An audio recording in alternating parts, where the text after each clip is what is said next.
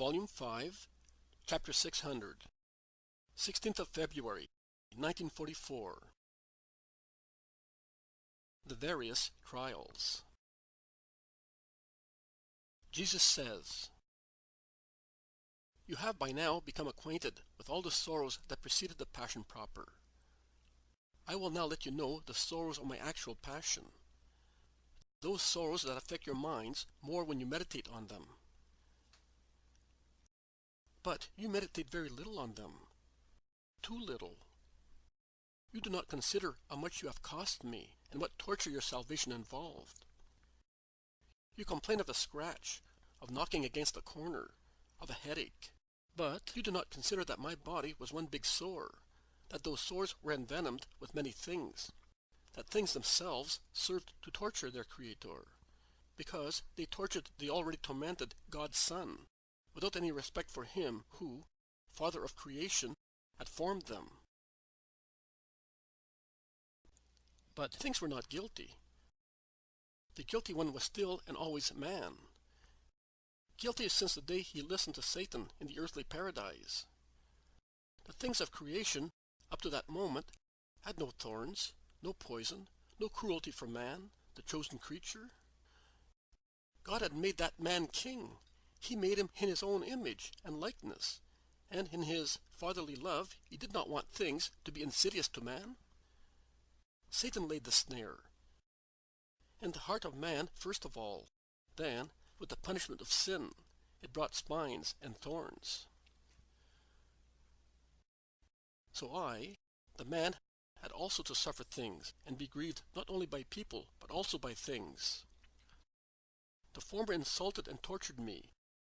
The latter served as their weapons. The hand that God had made for man to distinguish him from brutes, the hand that God had taught man how to use, the hand that God had coordinated with man's mind, making it the executor of the commands of the mind, this part, which is so perfect in you, and which should have had nothing but caresses for the Son of God, by whom it had only been caressed and cured, if it was diseased, turned against the Son of God and struck him with slaps and blows. It armed itself with scourges. It became pincers to tear hair and beard, and hammer to drive nails. Man's feet, which should have run nimbly only to worship the Son of God, were swift to come to arrest me, to push and drag me along the streets towards my executioners, and kick me in such a way as would be unfair even for a restive mule. Man's mouth, which should have used words, the endowment given only to man among all the animals created, to praise and bless the Son of God, filled with curses and lies, and hurled them with its slaver at my person. Man's mind, the proof of his celestial origin, exhausted itself devising tortures of refined rigor.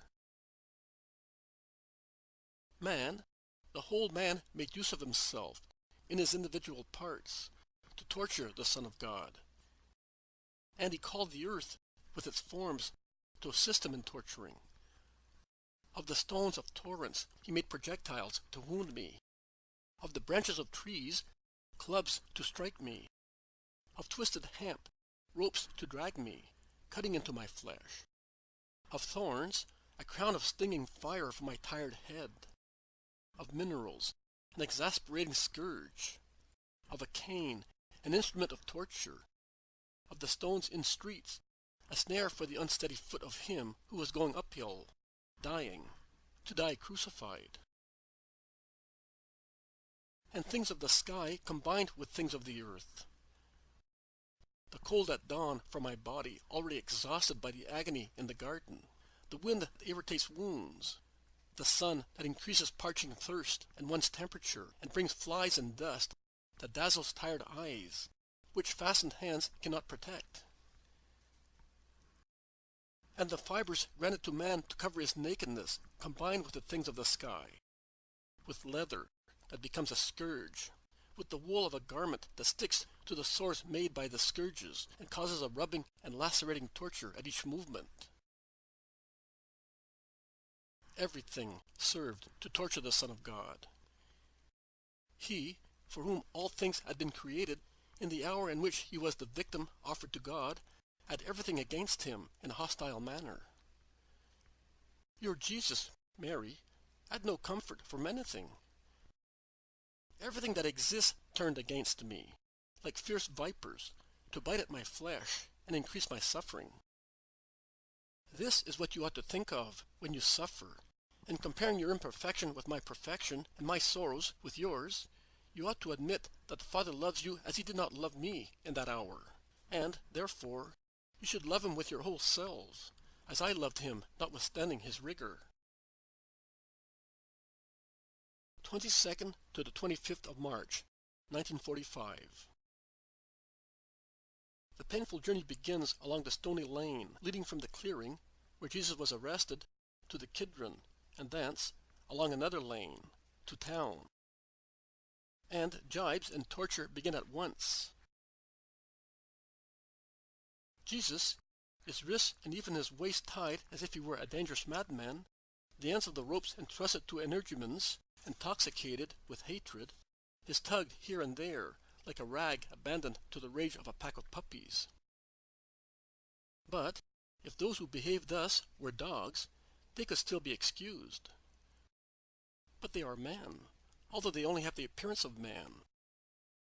And it is to give him greater pain that they have thought of tying him with two opposed ropes, one of which serves only to fasten his wrists, and it scratches and cuts into them with its coarse friction, and the other, the one round his waist, compresses his elbows against his thorax, and cuts into and oppresses his upper abdomen, torturing his liver and kidneys, where there is a huge knot, and where, now and again, those holding the hands of the ropes lash him with them, saying, "Gee up!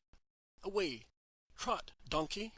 And they kick him at the same time, striking the back of the knees of the tortured one, who vacillates, and who does not fall on the ground only because the ropes hold him up. But that does not prevent him from knocking against low walls and tree trunks, while he is tugged to the right by the man holding the rope fastening his wrists, and to the left by him holding the rope around his waist, and he falls heavily against the parapet, as a result of a more violent jerk when crossing the little bridge on the Kidron. His bruised mouth is bleeding. Jesus raises his tied hands to wipe away the blood soiling his beard, but does not say anything. He is really the lamb that does not bite its torturer. Some people in the meantime have gone down to the gravel bed to get pebbles and stones, and from below a shower of stones strikes the easy target. As progress is slow on the narrow, insecure little bridge, on which people crowd, hindering one another, the stones hit Jesus' head and shoulders. They hit not only Jesus but also his torturers, who react throwing back sticks and the same stones. And it all serves to knock Jesus again on the head and neck. But they are soon on the other side of the bridge, and the narrow lane casts shadows on the fray, because the moon, which is beginning to set, does not illuminate the twisted lane, and many torches have gone out in the turmoil. But hatred acts as light to see the poor martyr, who is exposed to torture also because of his high stature. He is the tallest among all of them, so it is easy to strike him, to seize him by the hair, compelling him to throw back his head violently, and to fling on it handfuls of filthy stuff, which by force goes into his mouth and eyes, causing nausea and pain. They begin to go through the suburb of a fell, in which he dispensed so much good and so many caresses. The shouts of the crowd awake people who rush to their doors, and while women utter cries of sorrow and run away struck with terror seeing what is happening, men, who have also been cured and assisted and have received friendly words from him, men either lower their heads, remaining indifferent, simulating carelessness to say the least, or they pass from curiosity to hatred, to sneering, to threatening gestures, or they follow the procession to join in torturing him. Satan is really at work. A man, a husband who wants to follow him, to insult him, is grasped by his howling wife, who shouts at him, "Coward! You owe him your life, you filthy man full of rottenness. Remember that?" But the woman is overwhelmed by the man, who beats her in a beastly manner, throwing her on the ground, and then runs to join the martyr, whose head he strikes with a stone. Another woman, an old one, tries to obstruct the path of her son, who is rushing, looking like a hyena, and holding a stick to strike him. And she shouts at him, "As long as I live, you shall not be the killer of your Savior." But the poor wretch is struck by her son with a brutal kick at the groin, and she collapses on the ground, shouting, "Deicide and matricide! May you be cursed for rending my womb for the second time, and for injuring the Messiah." The scene becomes more and more violent the closer they get to town. Before arriving at the walls, the gates are already open, and the Roman soldiers, fully armed, are observing where and how the tumult is evolving, ready to interfere should the prestige of Rome be injured. There is John with Peter. I think they have arrived there by a shortcut, which they have taken crossing the Kidron upstream of the bridge, and rushing ahead of the crowd, which is proceeding slowly, so much people are hindering one another. They are in the half-light of an entrance hall, near a little square before the walls. They have covered their heads with their mantles to conceal their faces. But when Jesus arrives, John drops his mantle and shows his wan, upset face in the clear moonlight that still shines there, before the moon sets behind the hill, which is beyond the walls, and which I hear is named Tophet by the hired ruffians who arrested Jesus. Peter dares not show his face, but he comes forward to be seen. Jesus looks at them, and he smiles with infinite kindness. Peter turns round and goes back to his dark corner, covering his eyes with his hands, stooping, aged, already in very poor spirits. John remains bravely where he is, and only when the howling crowd has gone by, joins Peter. He takes him by the elbow and guides him as if he were a boy leading his blind father, and they both enter into the town behind the clamoring crowd. I can hear the stupid, derisory, sorrowful exclamations of the Roman soldiers. Some of them curse as they had to get out of their beds because of that stupid blockhead. Some mock the Jews as being able to arrest a poor little woman. Some pity the victim whom they have always known to be kind. And some say, "I would have preferred to die a violent death rather than see him in those hands. He is a great man. I have two objects of veneration in this world, him and Rome." "By Jove," exclaims the one of highest rank, "I don't want trouble. I'll go to the ensign. Let him inform who is to be informed. I don't want to be sent to fight against the Germans. These Jews stink, and they are snakes and trouble. But life is safe here. And I am about to finish my military service, and near Pompeii I have a girl." I miss the rest as I follow Jesus, who proceeds along the street that forms a band uphill to go to the temple. But I see and realize that Annas' house, where they want to take him, is and is not in the labyrinthic aggregation which is the temple, and covers the whole of the Zion hill. The house is at its extremities, near a series of massive walls, which seem to be the boundaries of the town here, and from this place they stretch along the side of the mountain with porches and yards, until they reach the enclosure of the temple proper, that is, where the Israelites go for their several celebrations of cult. A tall iron door opens in the massive wall. Some voluntary hyenas rush towards it and knock loudly. And as soon as the door is slightly opened, they burst inside, almost knocking down and trampling on the maidservant who had come to open it, and they open it wide, so that the bowling crowd, with the prisoner in the middle of them, may go in. And as soon as they are in, they close and bolt the door, probably because they are afraid of Rome, or of the followers of the Nazarene. His followers? Where are they? They go along the entrance hall, and then they pass through a wide yard, a corridor, another porch, and another yard, and they drag Jesus up 3 steps, compelling him almost to run along a porch built onto the yard, in order to arrive sooner at a richly furnished hall, where there is an elderly man wearing the robes of a priest. May God comfort you, Annas, says he who seems to be the officer, if the rascal who has been in charge of those brigands can be called so. Here is the culprit. I entrust him to your holiness, so that Israel may be cleansed of the sin. May God bless you for your sagacity and your faith. Fine sagacity. Jesus' voice had been enough to make them drop to the ground at Gethsemane. Who are you?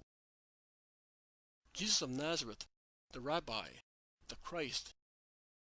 And you know me. I have not acted in darkness. No, not in darkness, but you have led the crowds astray with obscure doctrines. And it is the temple's right and duty to protect the souls of the children of Abraham. The souls? Priests of Israel, can you say that you have suffered for the souls of the least or the greatest of this people? And what about you? What have you done that may be called suffering? What have I done? Why do you ask me? The whole of Israel speaks of me. From the holy city to the poorest village, even stones speak to say what I have done. I have given sight to the blind people, the sight of their eyes and of their hearts. I have opened the ears of deaf people, to the voices of the earth and of heaven. I have made cripples and paralytics walk, so that they might begin marching from the flesh towards God, and then proceed with their spirits. I have cleansed lepers of the leprosy pointed out by the Mosaic law, and of that which makes man polluted in the eyes of God, sin.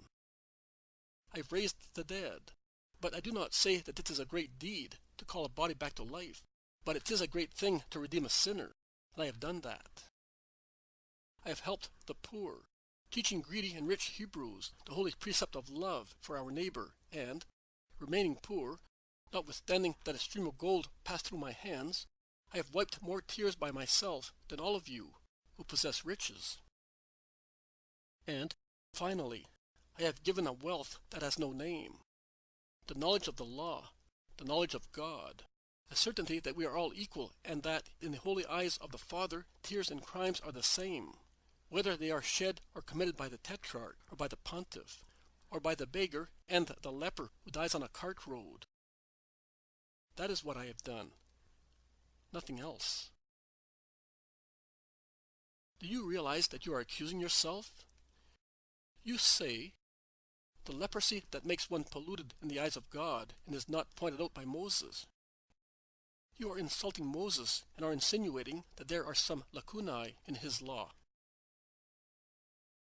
Not his, God's. It is so. More than leprosy, which is a misfortune of the flesh, comes to an end, I declare grave, and it is so, sin, which is an eternal misfortune of the spirit. Do you dare say that you can remit sins? How can you do it? If with a little lustral water and the sacrifice of a ram it is lawful and credible to cancel a sin, expiate it, and be cleansed of it, why will my tears, my blood, and my will not be able to do so? But you are not dead. So where is the blood? I am not yet dead, but I shall be, because it is written.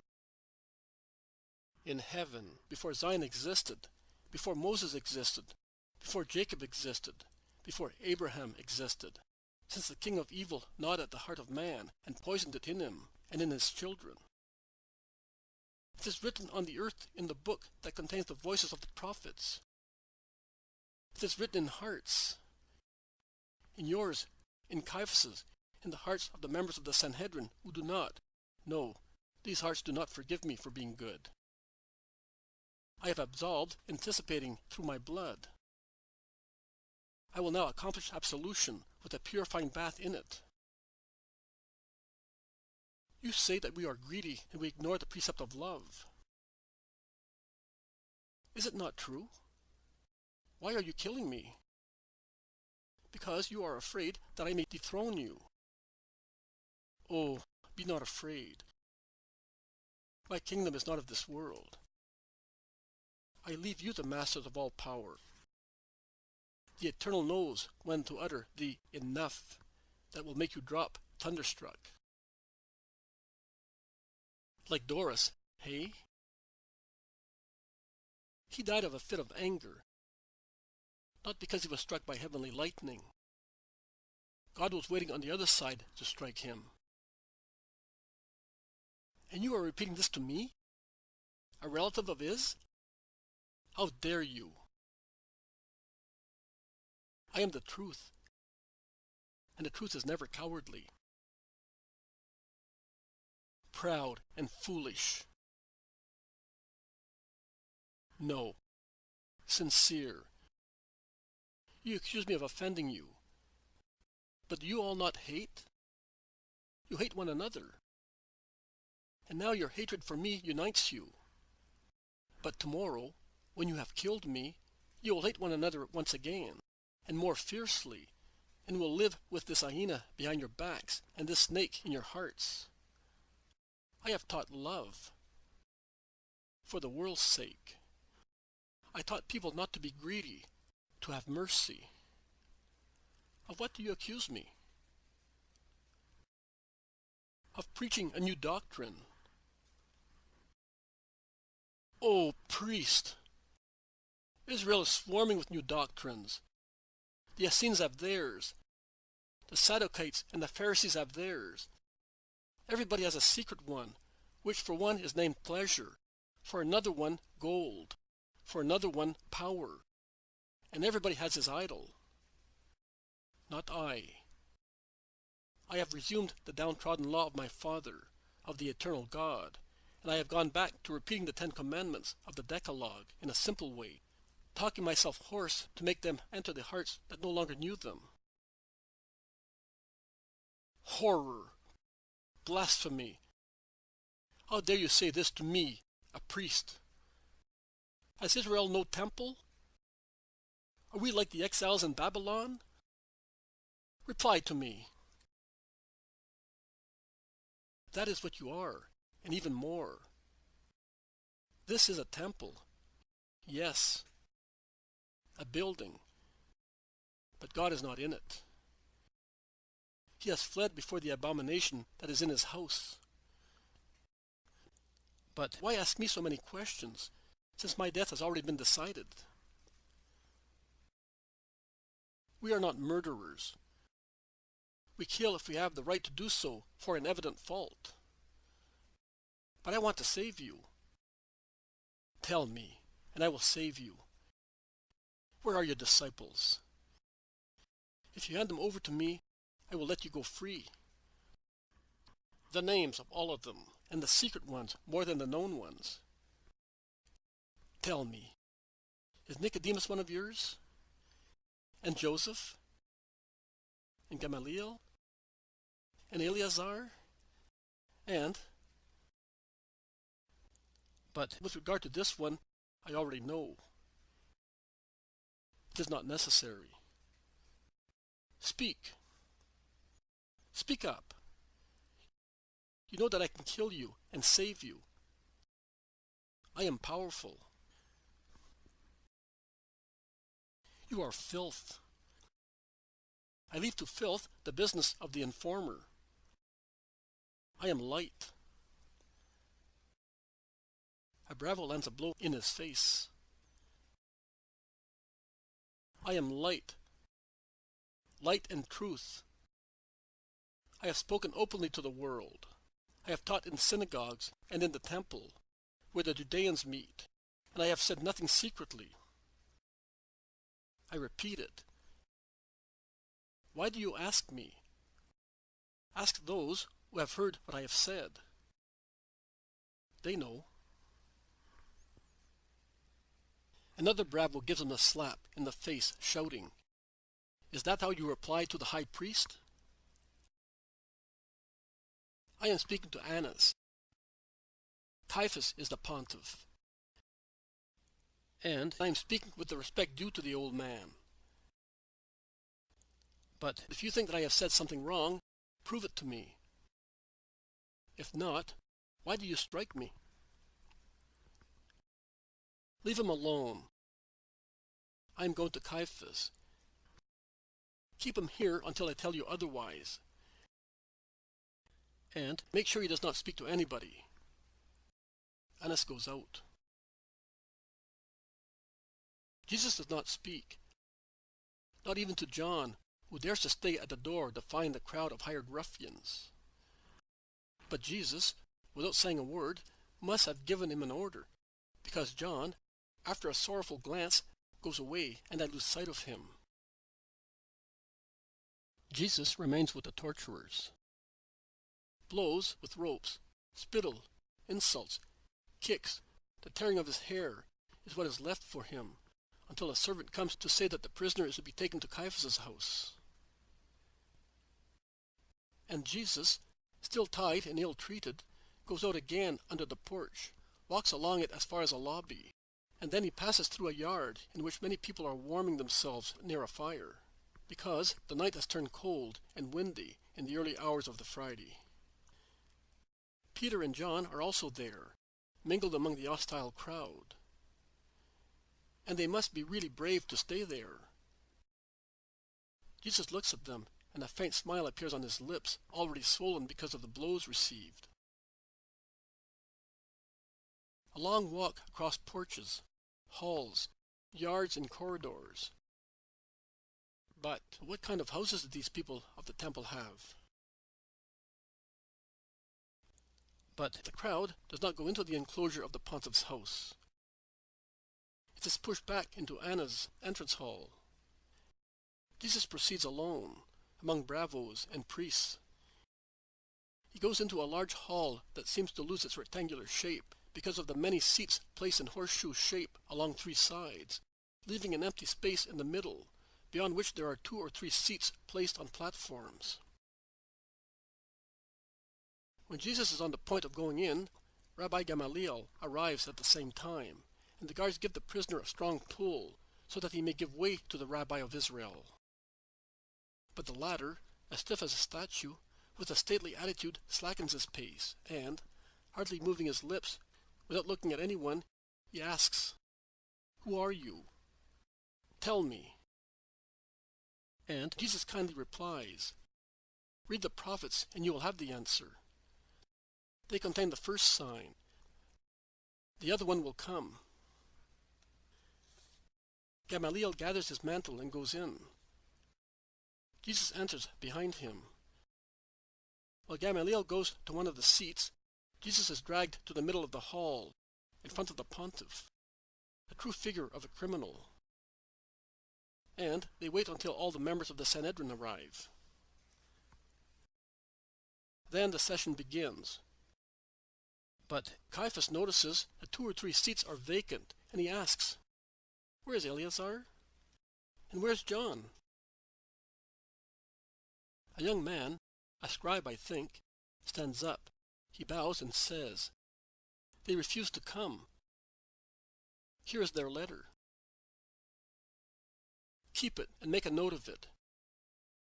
They will answer for that. What have the holy members of this council to say with regard to this man?" "I will tell you. He infringed the Sabbath in my house. God bears witness that I am not lying. Ishmael ben Fabi never lies." "Is it true, defendant?" Jesus is silent. "I have seen him live with well-known prostitutes.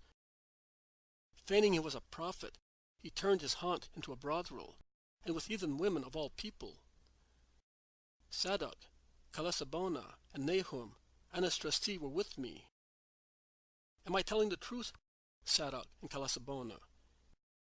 Give me the lie if I deserve it." "It is true, quite true." "What do you say?" Jesus is silent. He missed no opportunity to deride us and have us ridiculed. Common people no longer love us through his fault. Do you hear them? You have profaned the holy members. Jesus is silent. This man is possessed. After he returned from Egypt, he has practiced black magic. How can you prove it? On my faith and on the tables of the law. A grave charge. Prove your innocence. Jesus is silent. Your ministry is illegal. You know that. And liable to death. Speak up. This session of ours is illegal. Stand up, Simeon, and let us go, says Gamaliel. Rabbi, have you gone mad? I respect formulae. It is not lawful to proceed as we are doing, and I will make a public charge against it. And Rabbi Gamaliel goes out, as stiff as a statue, followed by a man about 35 years old, who looks like him. There is a little turmoil, and Nicodemus and Joseph take advantage of it to speak in favor of the martyr. Gamaliel is right. The time and the place are illicit, and the charges are not consistent. Can anybody accuse him of having notoriously despised the law? I am a friend of his, and I swear that I have always found him to be respectful of the law, says Nicodemus. And I, too. And in order not to assent to a crime, I cover my head, not for him, but for us, and I go out. And Joseph is about to come down from his seat and go out. But Caiaphas shouts, "Ah, is that what you say? Then let the sworn witnesses come in, and listen to them. Then you will go away." Then two jailbird figures come in. Elusive looks, cruel sneers, sly ways. Speak up. It is not lawful to listen to both of them at the same time, shouts Joseph.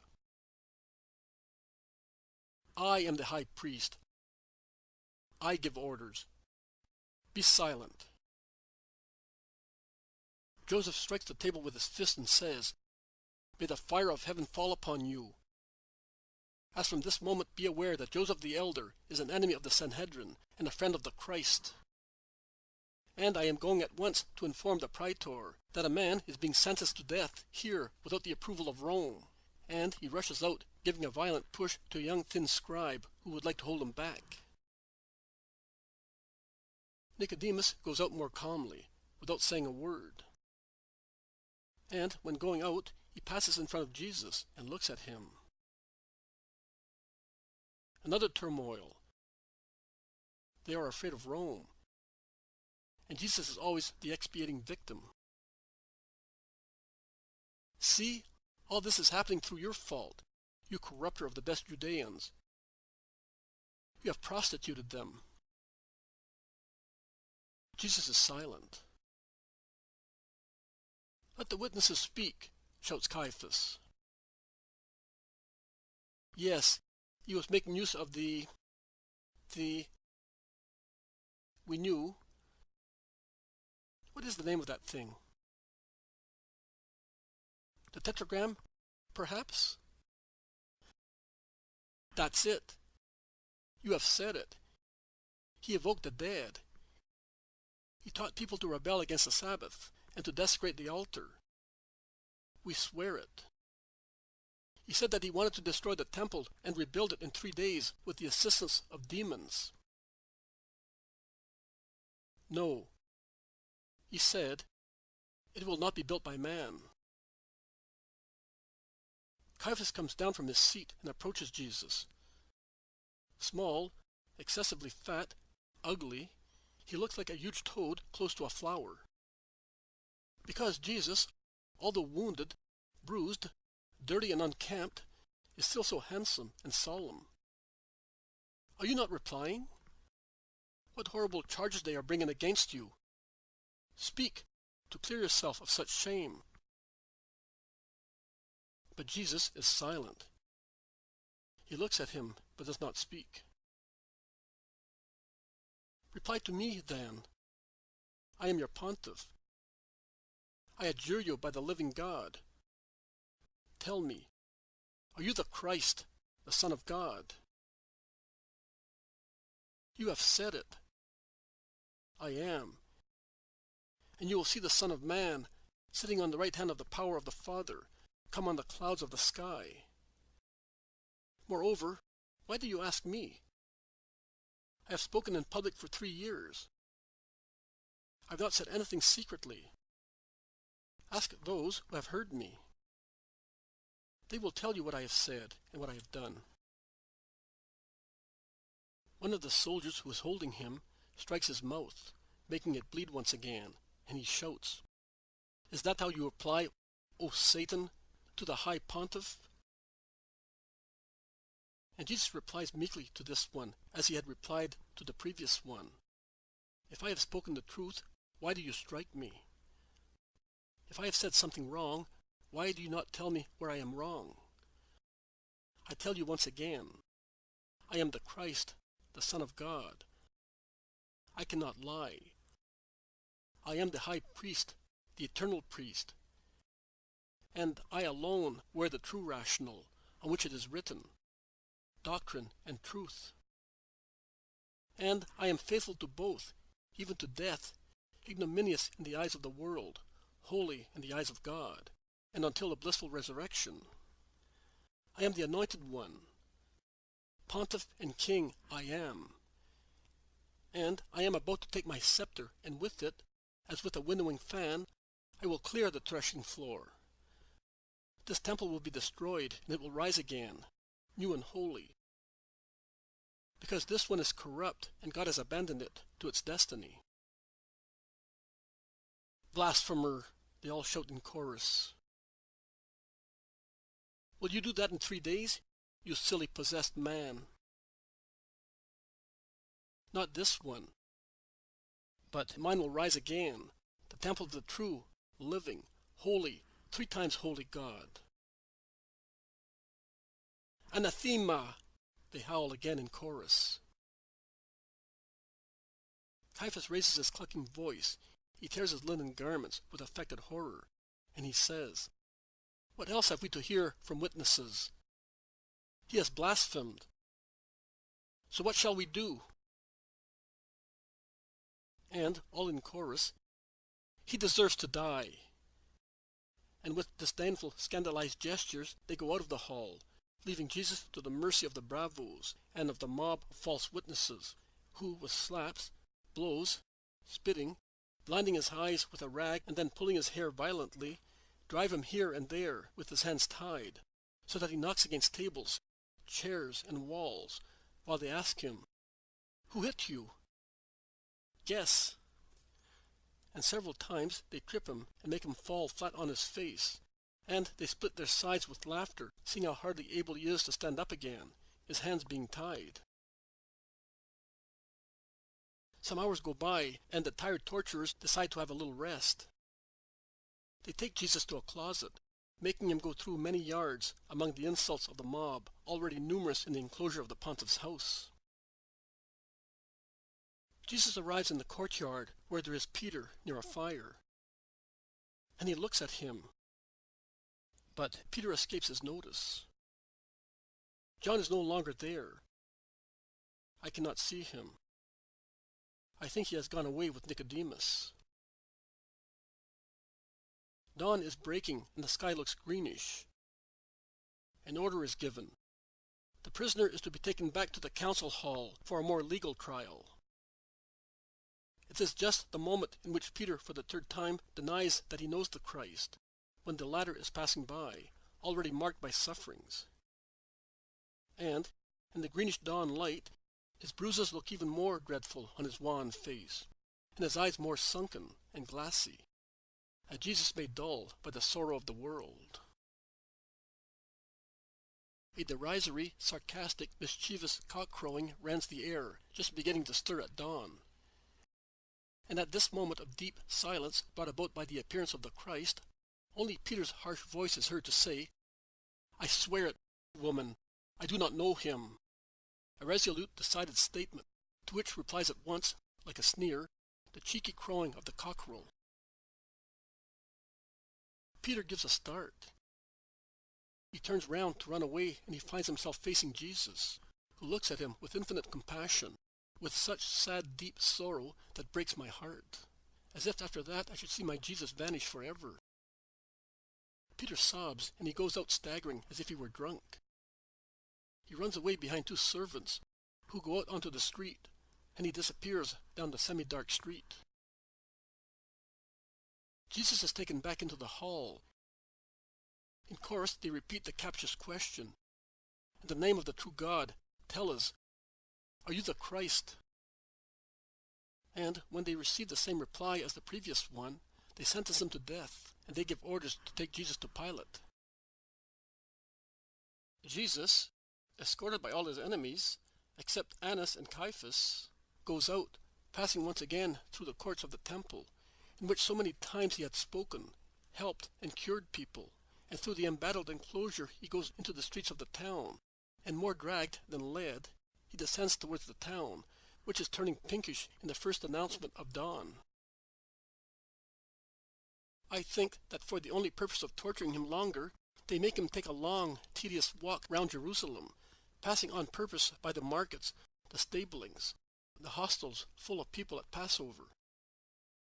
And both the waste vegetables in marketplaces and the excrement of animals in stablings become projectiles for the innocent, whose face shows larger and larger bruises and small bleeding cuts, and is veiled by the various dirty things spread over it. His hair, already weighed down and slightly stretched by blood sweat, looks duller and hangs uncombed, strewn with bits of straw and dirt, falling over his eyes, because they ruffle it to veil his face. The people at marketplaces, buyers and vendors, leave everything to follow the poor wretch, but not out of love. Grooms and inn servants come out in groups, deaf to the calling and orders of their mistresses, who, to tell the truth, like almost all the other women, are, if not all against the insults, at least indifferent to the tumult, and they withdraw, grumbling at being left alone with so many people to serve. So the howling train grows bigger every moment, and minds and features seem to change nature, through a sudden epidemic, as the former become the minds of criminals, and the latter masks of ferocity, in faces green with hatred or red with anger. Hands become claws, and mouths take the shape and howling of wolves, and eyes look sinister, red, squinted like those of madmen. Jesus only is always the same, although by now he is covered with dirt spread all over his body, and his features are disfigured by bruises and swellings. At an archivolt that narrows the street like a ring, while everything becomes obstructed and slows down, a cry rends the air. "Jesus!" It is Elias, the shepherd, who tries to make his way by swinging a heavy club. Old, powerful, menacing and strong, he almost succeeds in approaching the master. But the crowd, defeated by the first assault, closes its ranks and separates, drives back and overwhelms the solitary disciple who struggles against a whole crowd. "Master!" he shouts, while the vortex of the crowd absorbs and rejects him. "Go! My mother! I bless you!" And the procession passes through the narrow spot, and, like water that finds an open space after a dam, it pours uproariously into a wide avenue, built above the hollow between two hills, with wonderful buildings of wealthy people at its ends. I see the temple once again on the top of its hill, and I realize that the vicious circle they made the convict go round to expose him to the ridicule of the whole town and to allow everybody to insult him, while the insulters increase at each step, is coming to its end by going back to where it started. A horseman comes out of a building at a gallop. The purple caparison on the white Arab horse, and the magnificence of its appearance, his sword brandished naked and landed with its flat or edge on backs and heads that begin to bleed, make him look like an archangel. When in a caracole, in a prance of the horse that curvets, using its hooves as a weapon to defend itself and its master, and as the best means to make its way through the crowd, it makes the rider's purple and gold veil fall from his head, where it was held by a gold strip, I recognized Manaen. "Back!" he shouts. "How dare you disturb the Tetrarch's rest?" But that is only an excuse to justify his intervention and attempt to reach Jesus. "This man, let me see him. Stand aside, or I will call the guards." The people, because of the hail of blows with the flat of the sword, of the kicks of the horse, and of the threats of the horseman, open out, and Manaen can reach the group of Jesus and of the temple guards, who are holding him. "Go away! The Tetrarch is more important than you are, you filthy servants. Back! I want to speak to him," and he is successful by charging the most ruthless jailer with his sword. "Master! Thank you, but go away, and may God comfort you." And, as best he can, with his hands tied, he makes a gesture of blessing. The crowds hiss from afar, and, as soon as they see Manaen withdraw, they take vengeance for being driven back by throwing a hail of stones and rubbish on the convict. Along the avenue, which is uphill and already warm in the sunshine, they go towards the Antonia Tower, the mass of which is already visible in the distance. The shrill cry of a woman rends the air. "Oh, my Savior! My life for his, O Eternal!"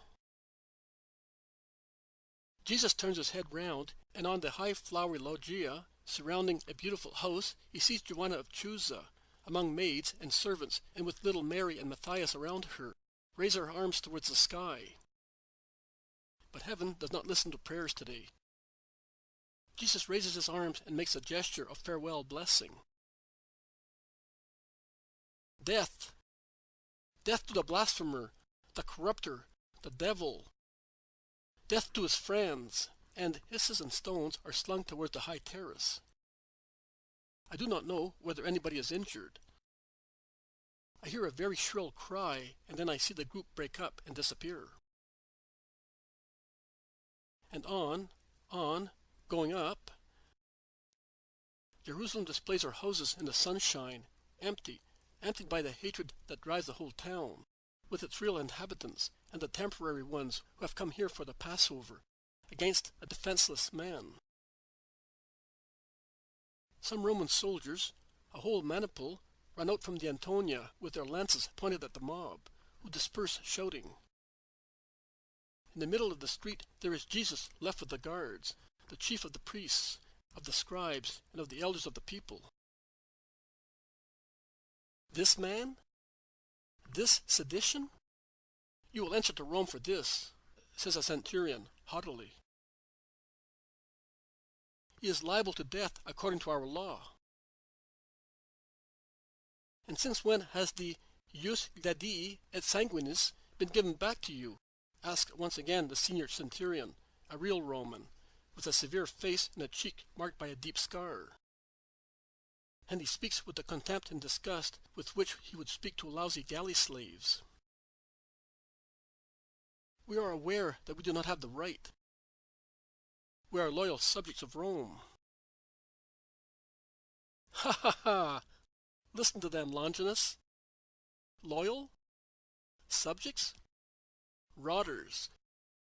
I would reward you with the arrows of my archers." "Too noble a death. The backs of mules want nothing but the lash," replies Longinus with ironic coolness. The chief priests, scribes, and elders are foaming with poison, but they want to attain their object and are silent. They swallow the insult without showing that they have understood it, and bowing to the two officers, they ask that Jesus be led to Pontius Pilate, so that he may judge and condemn with the well-known honest justice of Rome. "Ha ha! Listen to them. We have become wiser than Minerva. Here, give him to us, and march ahead of us. One never knows. You are stinking jackals. It is dangerous to have you behind our backs. Go on." "We cannot. Why not? When one accuses, one must be before the judge with the defendant. That is the rule of Rome. The house of a heathen is unclean in our eyes, and we are already purified for the Passover. Oh, poor little things! They become contaminated by coming in. And the murder of the only Hebrew who is a man, and not a jackal and a reptile like you, does that not pollute you? All right. Then remain where you are. Not one step forward or you will be pierced by the spears. Let a decuree stand round the defendant. The others against this rabble that smells of badly washed billy goat. Jesus enters into the praetorium in the middle of the 10 soldiers, who are armed with lances and form a square of halberds around his person. The 2 centurions go on, while Jesus stops in a large entrance hall, beyond which there is a courtyard that can be seen indistinctly behind a curtain moved by the wind. They disappear behind a door. They come back in with the governor, who is wearing a snow-white toga with a scarlet mantle on top of it. Perhaps that is how they dressed when representing Rome officially. He comes in lazily, with a skeptical smile on his shaven face. He rubs some leaves of lemon-scented verbena and smells them voluptuously. He goes to a sundial and comes back after looking at it. He throws some grains of incense into the brazier placed at the feet of a deity. He has citron water brought to him, and he gargles his throat. He gazes at his hair, completely wavy in a mirror of highly polished metal. He seems to have forgotten the convict, who is awaiting his approval to be killed. He would make even stones fly into a rage. Since the front of the hall is completely open and is raised by 3 high steps with respect to the lobby, which opens onto the street and is 3 more steps higher than it, the Jews can see everything very well, and they are fretting and fuming. But they dare not rebel, as they fear the lances and javelins. At last, after going round and round the large hall, Pilate goes straight towards Jesus. He looks at him and asks the 2 centurions, "This one?" "Yes, this man." Let his accusers come, and he goes and sits on the chair placed on the platform. Above his head, the insignia of Rome, interlaced with the golden eagles and their powerful initials. They cannot come. They become contaminated. Phew! Better so. We shall have streams of essences to remove their goatish smell from this place. Make them come nearer, at least. Down here. And make sure they do not come in, as they do not wish to do so. This man could be a pretext for a sedition. A soldier departs to take the order of the Roman procurator. The others draw up in front of the entrance hall at regular distances, as handsome as 9 statues of heroes. The chief priests, scribes, and elders come forward, and they bow servilely and stop in the little square which is before the praetorium, beyond the 3 steps of the lobby. Speak up and be quick. You are already at fault for disturbing the peace of the night and having the gates opened with violence. But I will have that verified. And principals and mandatories will answer for disobeying the ordinance. Pilate has gone towards them, remaining in the hall. We have come to submit our verdict on this man to Rome, whose divine emperor you represent. What charges do you bring against him? He seems innocent to me. If he were not an evildoer, we would not have brought him to you. And in their eagerness to accuse him, they come forward. Repel this populace. 6 steps beyond the 3 steps in the square. 2 sentries to arms. The soldiers obey promptly. 100 draw up on the outer step with their backs to the entrance hall, and 100 in the little square, onto which the main door of Pilate's abode opens. I said main door.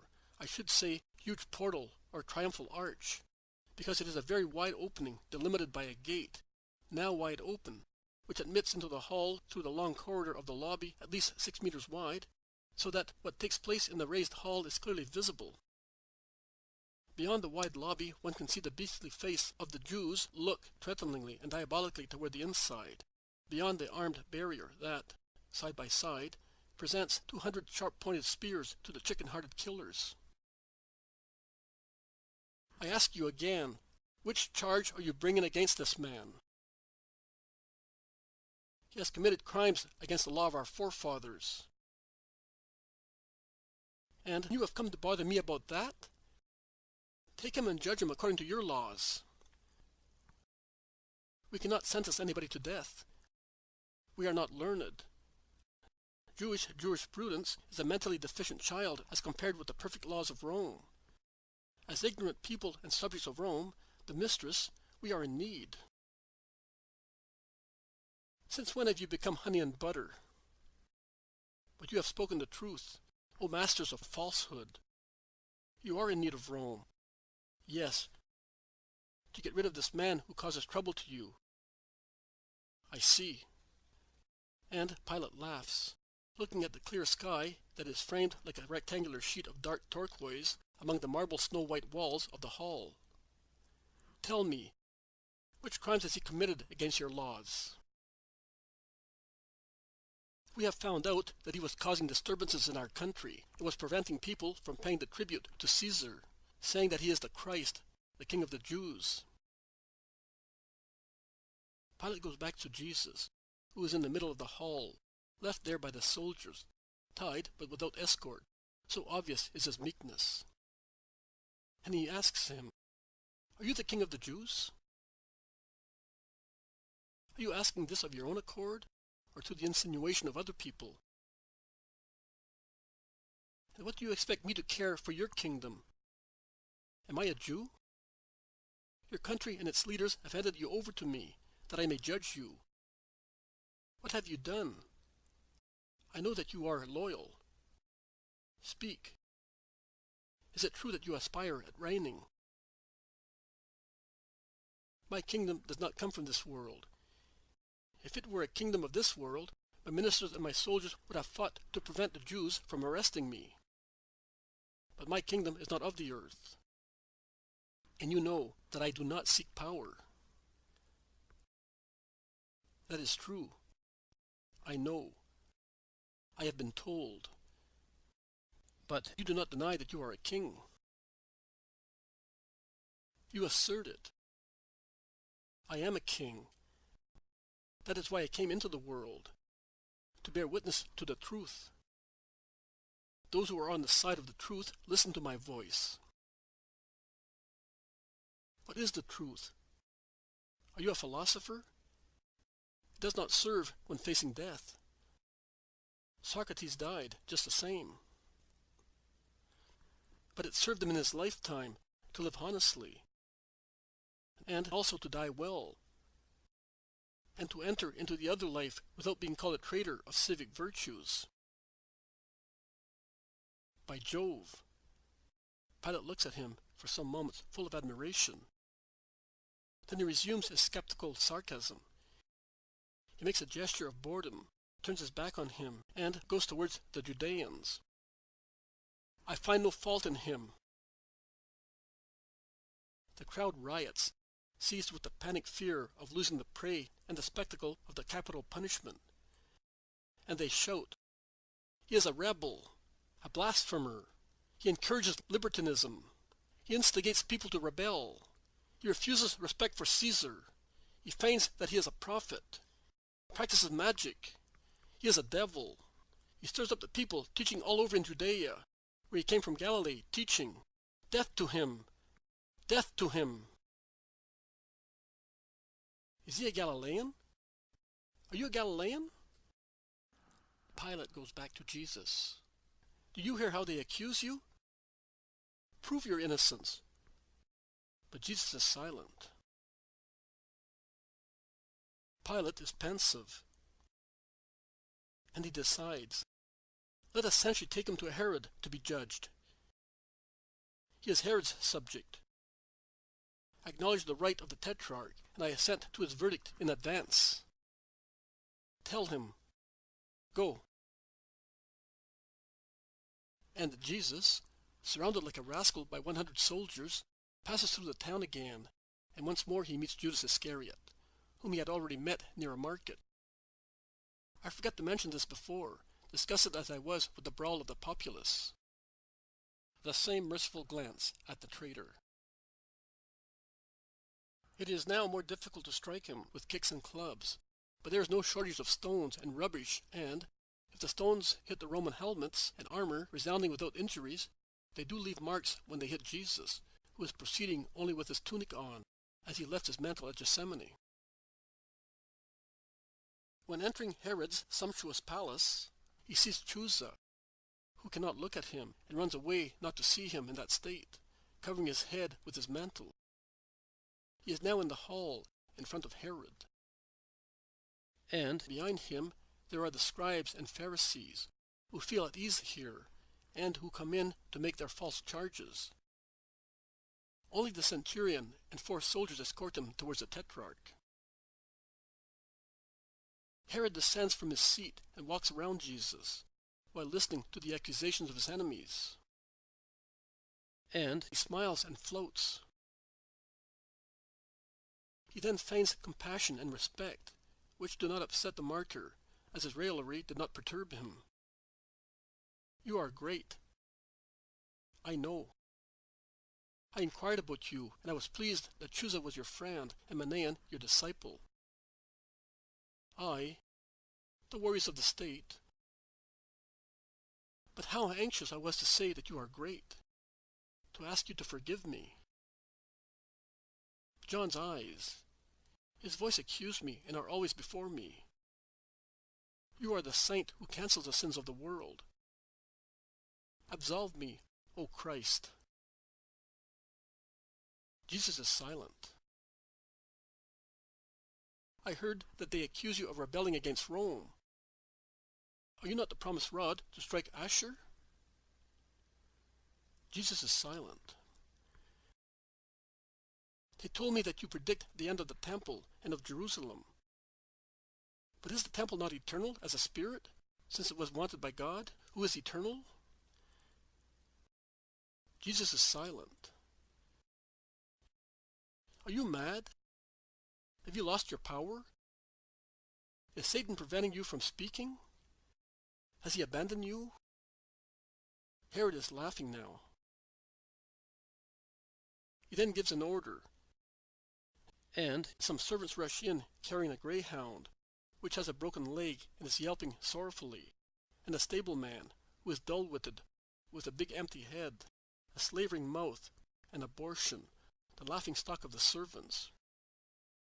The scribes and priests run away, shouting at sacrilege, when they see the stretcher of the dog. Herod, false and mocking, explains, it's Herodias' pet, the gift of Rome. It broke its leg yesterday, and she is weeping. Order it to be cured. Work a miracle. Jesus looks at him severely and is silent. Have I offended you? This one, then. He is a man, although he is little more than a wild beast. Give him intelligence, since you are the intelligence of the Father. Is that not what you say? And he laughs offensively. Another more severe glance of Jesus, who is still silent. This man is too abstinent and is now stunned by scorn. Bring wine and women here, and untie him. They untie his hands, and while a large number of servants bring him phori and cups, some dancers come in, covered with nothing. A many-colored linen fringe is the only garment girding their thin waists and hips. Nothing else. As they are Africans, they are of a bronze complexion and are as agile as young gazelles, and they begin a silent, lascivious dance. Jesus refuses the cups and closes his eyes without speaking. Herod's courtiers laugh at his disdain. Take the woman you wish. Live. Learn how to live, suggests Herod. Jesus seems a statue.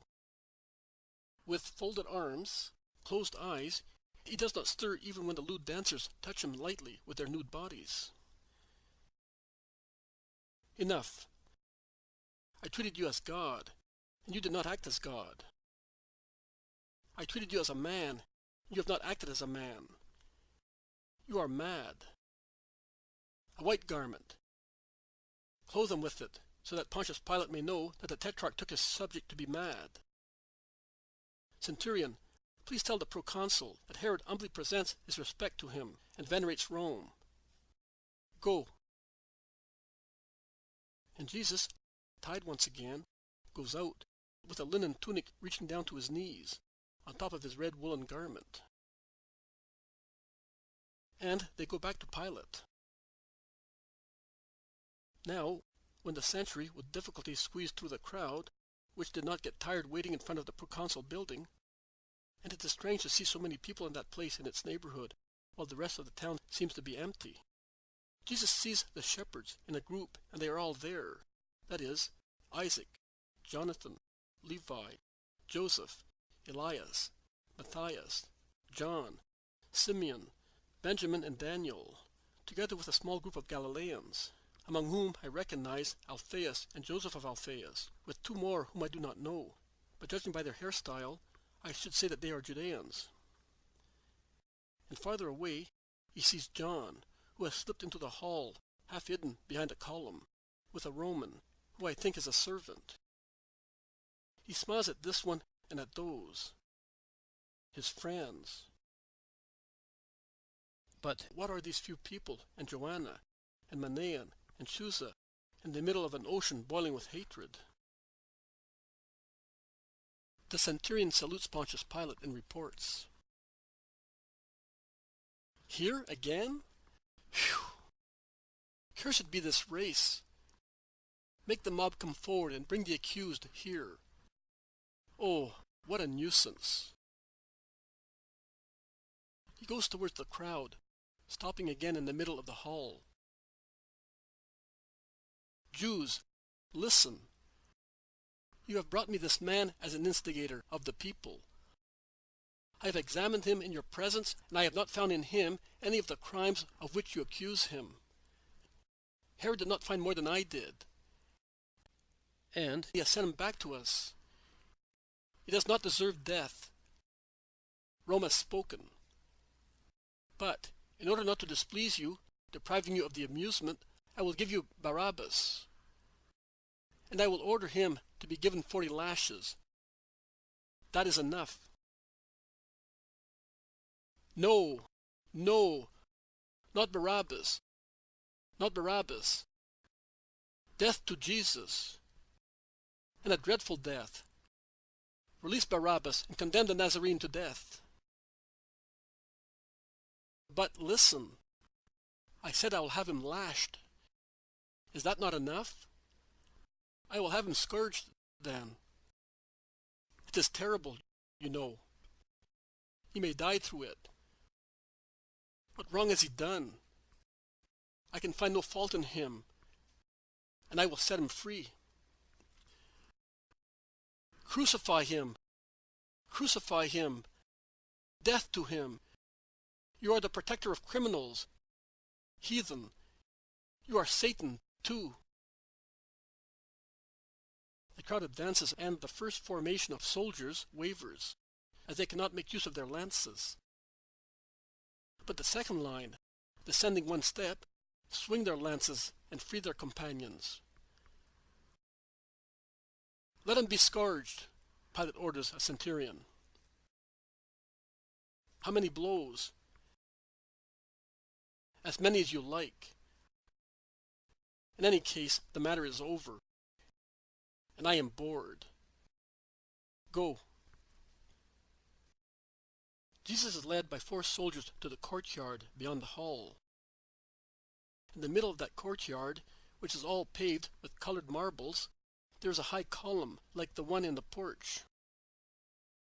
At about 3 meters from the floor, it has an iron bar protruding at least a meter and ending with a ring, to which Jesus is tied, with his hands joined above his head, after he has been undressed.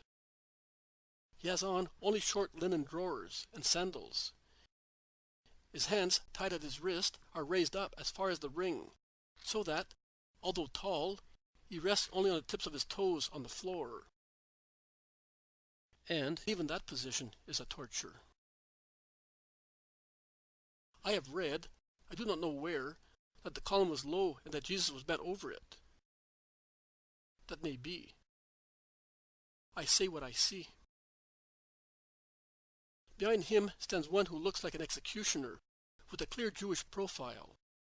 In front of him, another man, looking like the previous one. They are armed with scourges, made of 7 leather strips tied to a handle and ending with small leather hammers. They begin to strike him rhythmically, as if they were practicing. One is in front and one behind, so that Jesus' trunk is in a swirl of lashes and scourges. The 4 soldiers, to whom he has been handed, are indifferent and are playing dice with other 3 soldiers who have just arrived. And the voices of the players follow the rhythm of the sound of the scourges, which hiss like snakes and then resound like stones striking the stretched skin of a drum.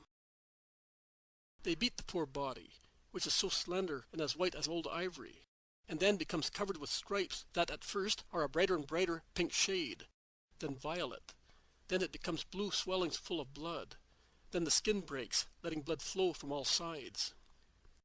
They redouble their cruelty on his thorax and abdomen, but there is no shortage of blows given to his legs, arms, and even to his head, so that no fragment of his skin may be left without pain. And not a moan. If he were not held up by the rope, he would fall. But he does not fall and does not groan. Only his head hangs over his chest after so many blows, as if he had fainted. "Hey, stop! He must be alive when he is killed," shouts a soldier scoffingly. The 2 executioners stop and wipe their perspiration. "We are exhausted," they say. "Give us our pay so that we may have a refreshing drink." "I would give you the gallows, but here you are." And a decurion throws a large coin to each executioner. "You have done a good job. He looks like a mosaic. Titus, do you mean that this man was really Alexander's love? We must let him know, so that he may mourn over his death. Let us untie him." They untie him, and Jesus falls on the floor like a dead body. They leave him there, pushing him now and again with their feet shod with caligae, to see whether he moans. But he is silent. Is he dead? Is it possible? He is a young man and a handicraftsman, so I am told, and he looks like a delicate lady.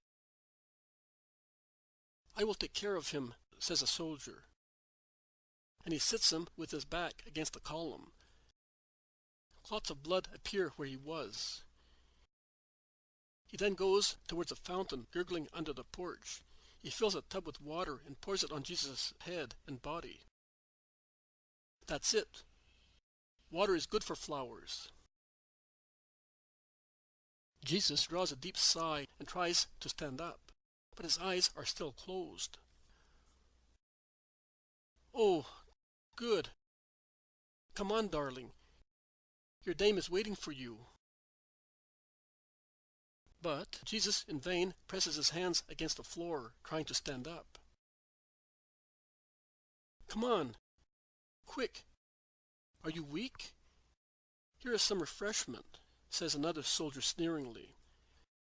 And with the shaft of his halberd, he delivers a blow to Jesus' face, striking it between the right cheekbone and the nose, that begins to bleed. Jesus opens his eyes and looks round. His eyes are veiled. He stares at the soldier who struck him, wipes the blood with his hand, and then, with much effort, he stands up. Get dressed. It is immodest to stay like that. You lewd man. They all laugh, standing around him. And he obeys without speaking. But when he bends, and he alone knows how much he suffers when stooping to the ground, confused as he is, as his wounds open even more when the skin is stretched, and more are formed as the blisters burst. A soldier gives a kick to his garments and scatters them, and every time Jesus reaches them, staggering to where they lie, a soldier pushes them away or throws them in a different direction. And Jesus, suffering bitterly, goes after them without uttering a word, while the soldiers deride him obscenely. He can dress himself again at last, and he can put on also the white tunic, which was left in a corner and is still clean. He seems to wish to conceal this poor red garment, which only yesterday was so beautiful, and now is filthy with rubbish and stained with the blood sweated at Gethsemane. Furthermore, before putting on his short vest, he dries his wet face with it, cleaning it of dust and spittles. And the poor holy face looks clean, marked only by bruises and small cuts. And he tidies his hair, which is hanging ruffled, and his beard, out of an inborn need to be personally tidy. Then he squats in the sunshine, because my Jesus is shivering. Fever begins to torture him with its cold shivers, and he feels weak because of the blood he has lost, of fasting and walking so much. They tie his hands once again, and the rope begins to cut into his wrists, where the excoriated skin has left a mark, like a red bracelet.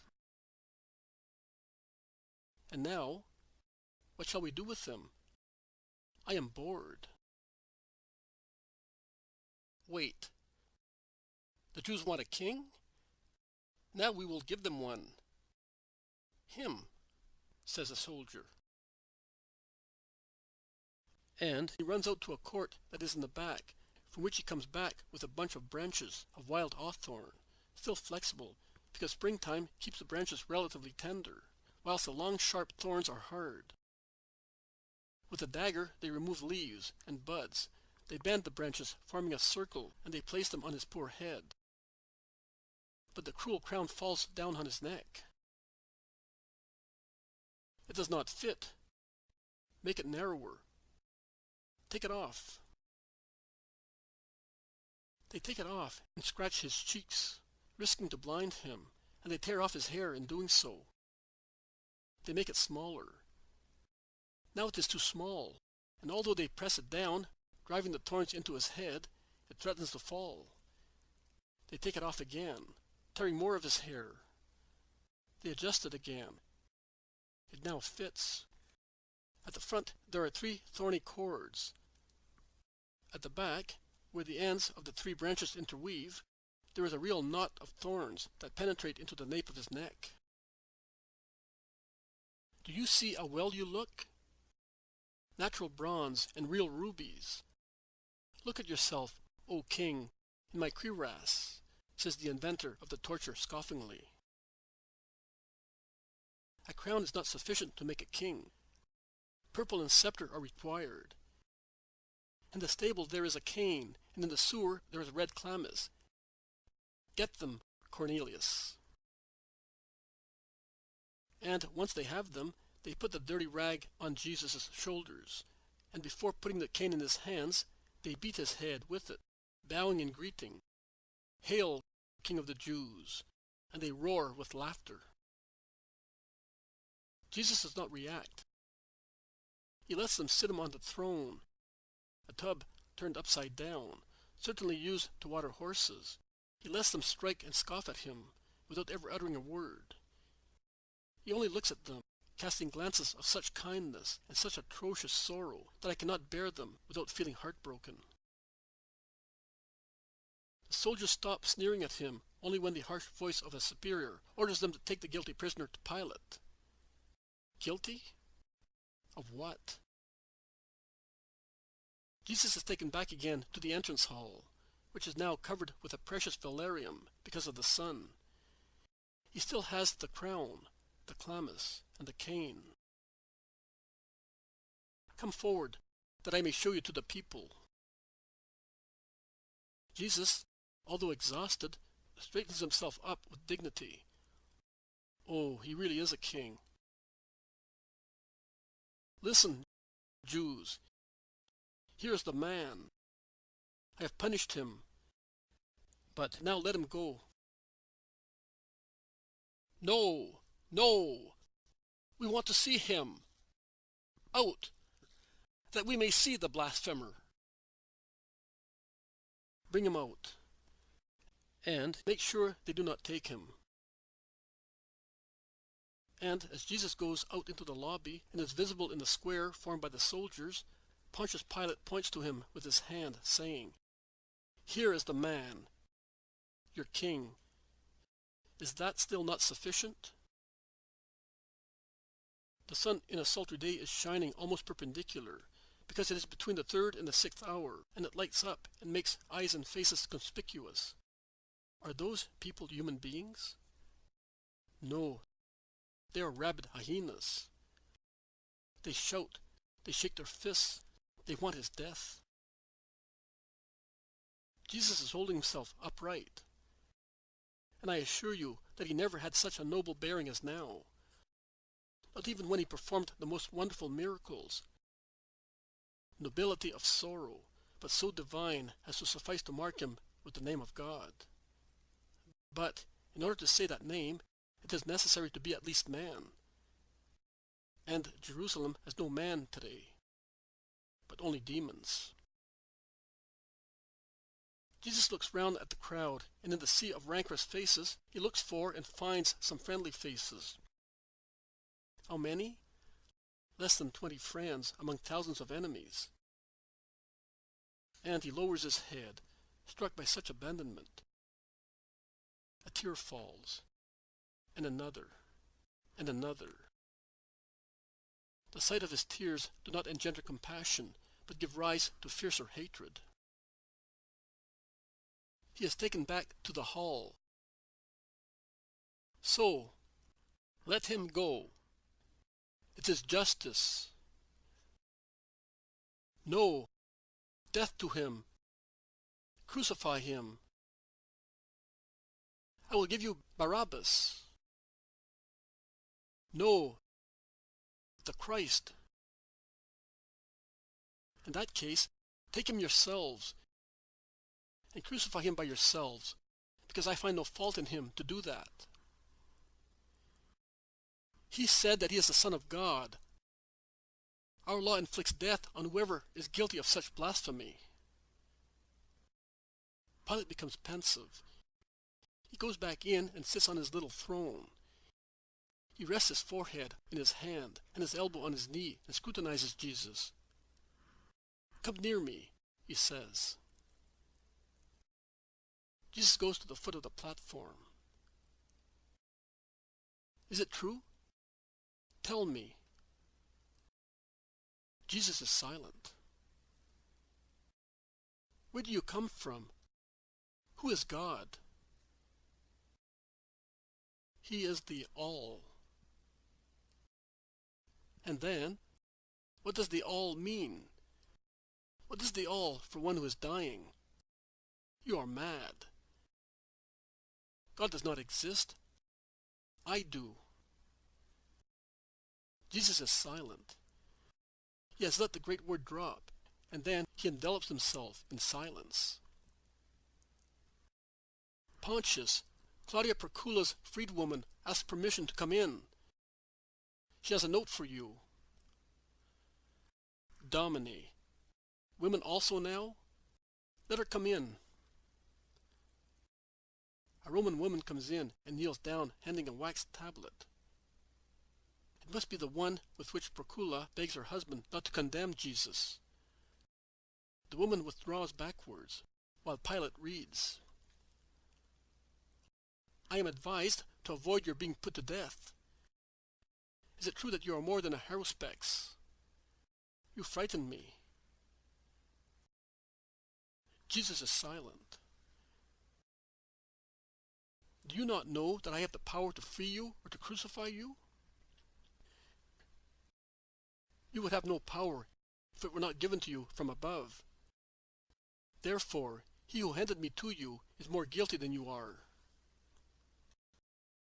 Who is it? Your God? I fear. Jesus is silent. Pilate is on tenterhooks. He would like, and he would not like to. He is afraid of God's punishment. He is afraid of Rome. He fears Judean revenges. For a moment he overcomes the fear of God.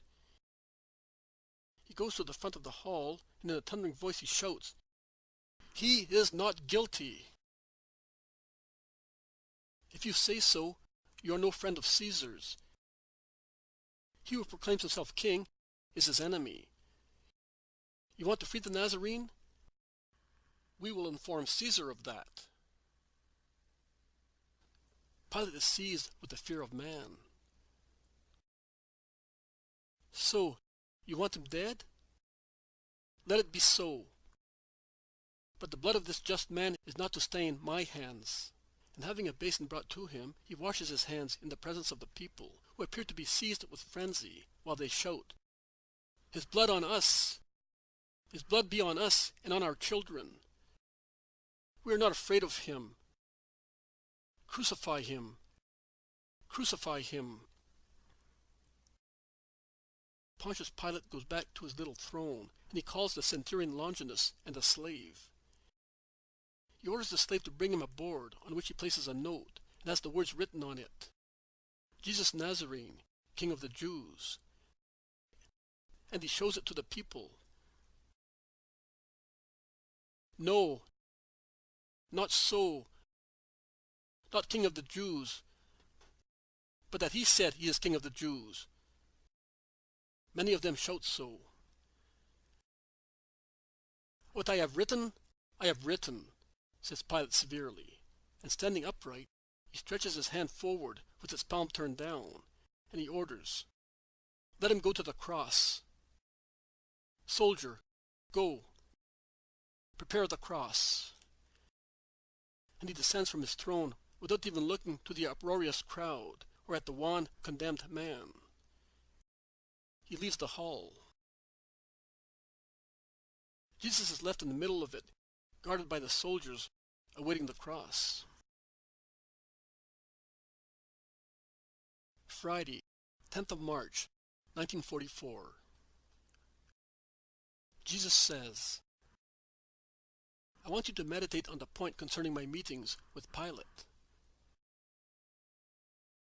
John, who is the most accurate witness and narrator, as he was almost always present, or at least very close, relates how I was taken to the praetorium when I left Caiaphas's house. And he specifies in the early morning. In fact, you saw that it was daybreak. He also specifies they, the Jews, did not enter in order not to be contaminated and thus be able to eat the Passover. Being hypocritical as usual, they thought that it was dangerous to trample on the dust of a Gentile's house, as they might be contaminated. But they did not consider it a sin to kill an innocent, and, with their spirits satisfied with the crime they had accomplished, they were able to enjoy their Passover even more. They have many followers even nowadays. All those who do wrong internally, but externally profess respect for religion and love for God, are like them. Formulae, but not true religion. I regard them with disgust and disdain. As the Jews would not go into Pilate's house, Pilate came out to hear what the bawling crowd wanted, and, experienced as he was in governing and judging, at a glance he realized that not I, but that the population intoxicated with hatred was guilty. By looking at each other, we read each other's heart. I judged the man what he was. He judged me for what I was. I felt pity for him because he was weak, and he felt pity for me because I was innocent. He tried to save me from the very beginning. and as the right to administer justice with regard to criminals was remitted and reserved to Rome, he tried to save me, saying, "Judge him according to your law." Hypocrites, for the second time, the Jews refused to condemn me. It is true that Rome had the right of justice, but when, for instance, Stephen was stoned, Rome still ruled over Jerusalem, and notwithstanding all that, they passed sentence and had the capital sentence executed, disregarding Rome. With regard to me, whom they hated and feared and did not love, they would not believe that I was the Messiah, but did not want to kill me materially, in case I were. They acted in a different way and accused me of being an instigator against the power of Rome, you would say a rebel, in order to get Rome to judge me. In their ill-famed court of justice, and several times in the 3 years of my ministry, they had accused me of being a blasphemer and false prophet, and as such I should have been stoned or killed in any way. But now, to avoid committing the crime materially, as by instinct they felt they would be punished for it, they made Rome do it, accusing me of being a criminal and a rebel. When the crowds are perverted and the leaders have become devils, there is nothing easier than accusing an innocent to give vent to their thirst for ferocity and usurpation, and to get rid of those who are an obstacle and a judgment. We have gone back to those days. The world, after an incubation of perverted ideas, explodes now and again in such displays of perversion. Like a huge pregnant woman, the crowd, after nourishing its monster in its womb with doctrines of wild beasts, gives birth to it so that it may devour. So that it may devour the best people first, and then itself. Pilate goes back into the praetorium and calls me near him, and he questions me. He has already heard people speak of me. Among his centurions, there were some who repeated my name with grateful love, with tears in their eyes and smiles in their hearts, and who spoke of me as a benefactor. In their reports to the praetor, when they were questioned about this prophet, who attracted the crowds to himself and preached a new doctrine, which mentioned a strange kingdom, inconceivable to a heathen mind, they had always replied that I was a meek, kind man, who did not seek the honors of the earth, and that I inculcated and practiced respect and obedience to those who are the authorities. More sincere than the Israelites, they saw and witnessed the truth. The previous Sunday, when his attention was attracted by the shouts of the crowd, he had leaned out of the window and he had seen a disarmed man pass by riding a little donkey and blessing, surrounded by children and women. He had realized that the man could certainly not be a danger to Rome. So, he wants to know whether I am a king.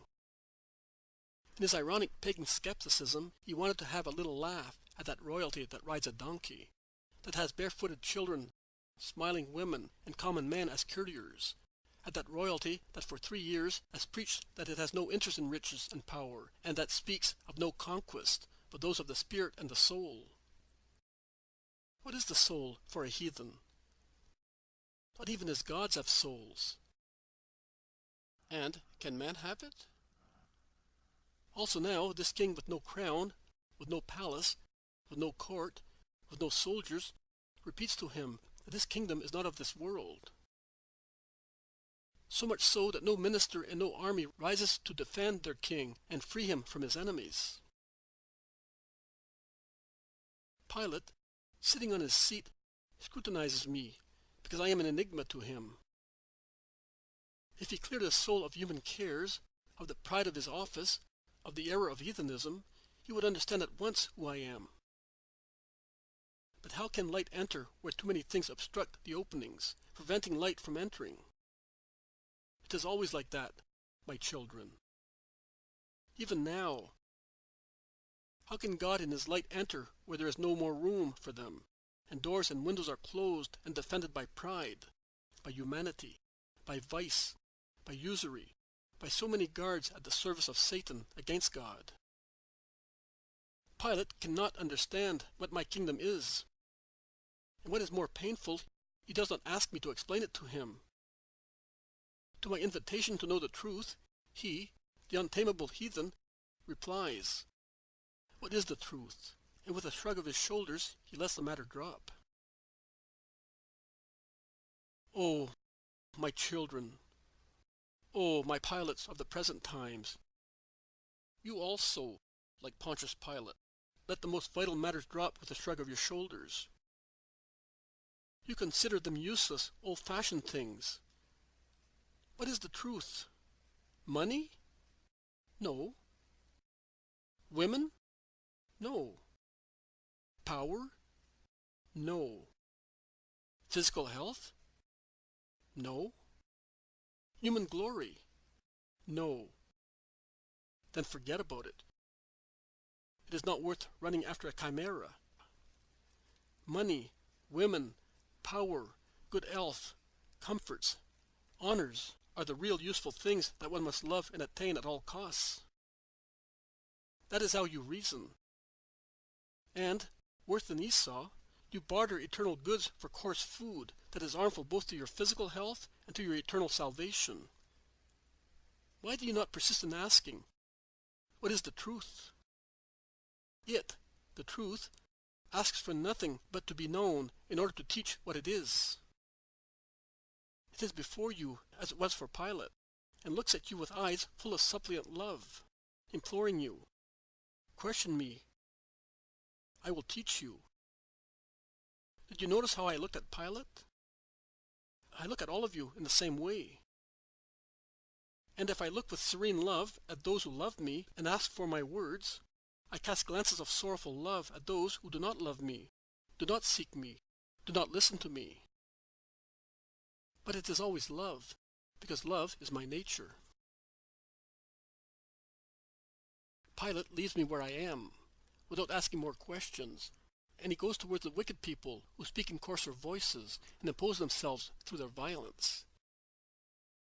And he, a real wretch, listens to them, whilst he did not listen to me, and shrugging his shoulders, he declined my invitation to become acquainted with the truth. He listens to falsehood. Idolatry, whatever its form may be, is always inclined to venerate and accept falsehood, whatever it may be. And falsehood, when accepted by the weak, leads the weak to crime. And yet Pilate, on the threshold of crime, still wants to save me, and he tries twice. It is at this point that he sends me to Herod.